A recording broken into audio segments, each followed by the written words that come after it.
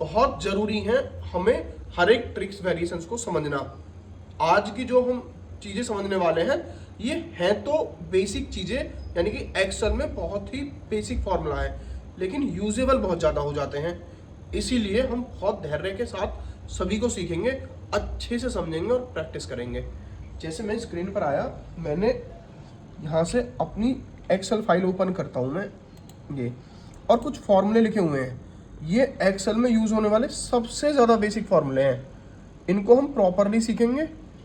और यहाँ मैंने एक रैंडम डेटा लिखा है इन फॉर्मूलों को सॉल्व करने के लिए, तो बिल्कुल आसानी से। जैसे पहला फॉर्मूला है डेट का, इक्वल, क्योंकि बिगर इक्वल के तो फॉर्मूला बनेगा नहीं, इक्वल के साथ यूज करेंगे डेट, या तो टैब से कर लो स्टार्ट ब्रैकेट, या शिफ्ट के साथ ब्रैकेट स्टार्ट कर लो। यहाँ डिस्क्रिप्शन में पूरी डिटेल बता रहा है, ईयर मंथ डे। तो मैंने मान लीजिए मैं ईयर सेलेक्ट करता हूँ 2019 सिंगल कॉमा, फिर कहता है मंथ बताओ, तो 11वां महीना सिंगल कॉमा, और डे में ले लेता हूँ मैं 15 तारीख। जैसे ही एंटर लूँगा यहाँ पूरी डेट जनरेट हो जाएगी, और क्या फॉर्मूला यूज हुआ है वो यहाँ फॉर्मूला बार में मेंशन करेगा। आगे सॉल्व करेंगे डे को, इक्वल के साथ यूज करेंगे डे स्टार्ट ब्रैकेट, जो डेट हमने बनाई है जनरेट करी है उसको सेलेक्ट करना है और एंटर लेना है। इस डेट में से डे यानी कि 15 तारीख बाहर कर देगा। मंथ की बात करें तो इक्वल के साथ मंथ लिखेंगे, स्टार्ट ब्रैकेट और डेट को सेलेक्ट करेंगे, एंटर लेंगे तो मंथ बाहर करेगा। ऐसे ही सॉल्व करना होगा हमें ईयर को, स्टार्ट करेंगे ब्रैकेट और सीरियल नंबर यानी कि डेट ही सेलेक्ट करनी है, एंटर लेंगे 2019, डेट बाहर हो जाएगी यानी कि ईयर बाहर हो जाएगी। ऐसे ही सॉल्व करना है हमें टाइम, जैसे हमने डेट को जनरेट किया था।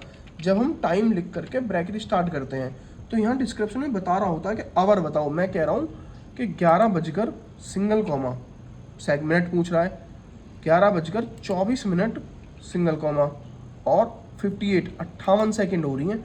अब मैं ये सिलेक्ट करके जैसे ही एंटर लूँगा तो टाइम जनरेट हो जाएगा।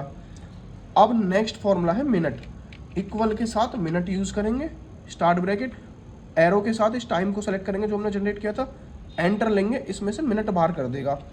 ऐसे ही यूज़ करेंगे हम इक्वल के साथ आवर, स्टार्ट ब्रैकेट, टाइम को सेलेक्ट करेंगे, आवर बाहर करेगा। ऐसे ही सॉल्व करने वाले हैं हम सेकंड, स्टार्ट ब्रैकेट, टाइम को सेलेक्ट करेंगे, सेकंड बाहर कर देगा। टू डे का फॉर्मूला है, इक्वल के साथ टू डे लिखा। देखिए जब हमने ब्रैकेट स्टार्ट किया था फॉर्मूले की डिस्क्रिप्शन बताता है, लेकिन यहाँ कुछ नहीं बता रहा, मतलब एंटर मार दो सिर्फ डेट आ जाएगी। Simple today bracket start enter, date generate करने के लिए एक्सेल में। और अगर मैं नाउ लिखूं तो यहाँ भी कुछ नहीं मांग रहा है, ब्रैकेट स्टार्ट करके एंटर लेंगे तो यहाँ डेट और टाइम, नाउ का फॉर्मूला दोनों बताएगा।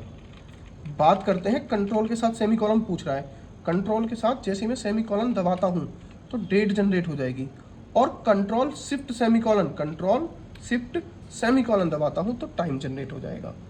बात करते हैं एडिशन की, इक्वल के साथ एडिशन यानी जोड़ना, 8 + 7 15 होते हैं, जोड़ देगा। डिवाइड यानी कि बांटना, इक्वल के साथ यदि मुझे 400 को डिवाइड करना हो 2 जगह तो 200 डिवाइड कर देगा। मल्टीप्लाई इक्वल के साथ 8 × 5, तो यहाँ उसकी मल्टीप्लाई कर देगा, 8 में 5 की यानी 40 दिखा दिया। सब्ट्रैक्शन यानी घटाना, तो इक्वल के साथ ही बना रहा हूँ मैं, जैसे 700 में से -350 मैंने घटा दिए तो 350 बाकी रह जाते हैं। परसेंटेज को हम कई तरीके से सॉल्व कर सकते हैं। कैसे, देखिए, या तो मैं इक्वल, मान लीजिए मेरे नंबर 439 नंबर आए 10th क्लास में, मल्टीप्लाई 100 नंबर का पेपर रहा, और डिवाइड, क्योंकि 6 सब्जेक्ट थे तो 600 में से मेरे नंबर आए थे, मेरी परसेंटेज निकाल देगा। या मैं इसको कुछ इस तरह से भी कर सकता हूँ, एवरेज, स्टार्ट ब्रैकेट, और यहाँ मैंने अपने 10th के मार्क्स रख लिए हैं, 10th के मार्क्स सेलेक्ट किए, जैसे मैं एंटर लूँगा तो भी एवरेज बना देगा। या फिर मैं परसेंटेज को कुछ इस तरह भी देखता हूँ, इक्वल, जैसे मुझे 12,000 का मल्टीप्लाई 19% लगा करके 19% जानना है तो भी मुझे दिखा देगा कि 12,000 का 19% 2280 है। ऐसे भी हम परसेंटेज को सॉल्व करेंगे। अब आगे के हमारे कुछ फॉर्मूले हैं, जैसे count, count A, count if else और काउंट ब्लैंक। सभी का एक ही मतलब है, गिनती करना, बस तरीका अलग अलग है। जैसे इक्वल, काउंट, स्टार्ट ब्रैकेट, अब मैं एरो के साथ, आप देख रहे हो मैंने एक बॉर्डर बनाया हुआ है, उस बॉर्डर में मैंने कुछ डेटा लिखा हुआ है, तो मैं सेलेक्ट पूरा बॉर्डर करूंगा। देखिए जब मैं फॉर्मूला लगाता हूँ तो यहाँ इक्वल, काउंट और पूरा मैंने बॉर्डर सेलेक्ट किया हुआ है, तो फॉर्मूला बार में जो फॉर्मूला हम यूज़ करते हैं वो दिखाता है। जैसे ही मैं सेलेक्ट करके एंटर लूँगा वो 18 दिखा रहा है, यानी कि इस पूरे बॉर्डर के अंदर 18 ऐसी सेल थी जिनमें न्यूमेरिकल संख्या थी। एक बार काउंटिंग करें, देखें 1 2 3 4 5 6 7 8 9 10 11 12 13 14 15 16 17 18, यानी कि काउंट का फॉर्मूला सिर्फ न्यूमेरिकल उनको गिनेगा जिन सेल्स में न्यूमेरिकल संख्या है। काउंट ए है नेक्स्ट फॉर्मूला, तो काउंट ए यूज करेंगे, स्टार्ट करेंगे ब्रैकेट, और यहाँ भी हमें पूरा टेबल यानी कि पूरा डेटा जितने में हमने बॉर्डर बनाया है वो सिलेक्ट करना है। सिलेक्ट करके प्रॉपरली यहाँ फॉर्मूला दिखा रहा है, एंटर लेंगे तो 30 बता रहा है, यानी कि न्यूमेरिकल और अल्फाबेट कितनी सेल्स में काम हो रहा है वो हमें गिन के बताएगा।